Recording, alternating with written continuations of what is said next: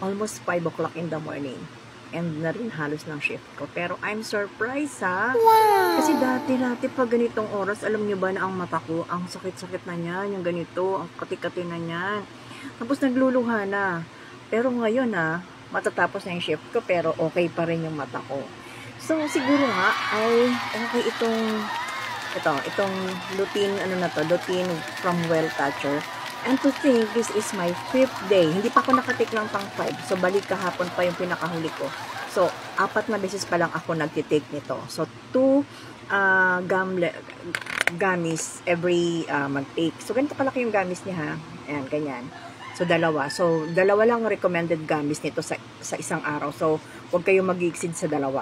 Tapos, yun nga, surprise ako kasi anong oras na? Okay pa yung mga mata ko. Hindi dating ganito. So, actually, for the last 10 years, laging ganun masakit ang mata ko pag yung matatapos na yung shift ko. Kasi nga naman, nakita mo yung exposure ko sa gadgets.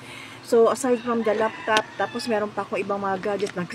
Bukod sa trabaho ko, may palaro-laro pa akong nalalaman sa isang platform. So, pero dahil dito, medyo okay siya. So, guys, FDA approve ito. So, 60 gummies ang isang bottle niya. So, aabot siya ng 1 month na gagamitin mo.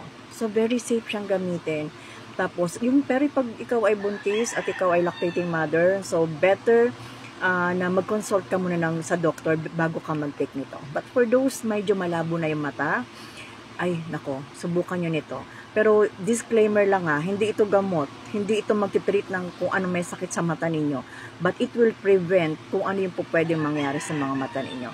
So, especially yung mga kids, kung exposed masyado sa gadgets, sa radiation, so, patake nyo sila ng ganito kung hindi sila kumakain ng gulay. Kasi, normally, ang lutein, hindi siya nakukuha ang body natin hindi nagpo-produce kasi ng lutein. So, kailangan mong kumain ng gulay, ng prutas, for you to be able to get lutein na makakapag-protect ng eyes mo. Ilalagay ko sa yellow basket ko kasi hindi nyo naman siya masusubukan or hindi nyo malalaman yung result niya unless masubukan ninyo. So, try nyo lang mag-check out. It's mura lang naman siya, 200 plus lang. And that is already good for 1 month. Wow!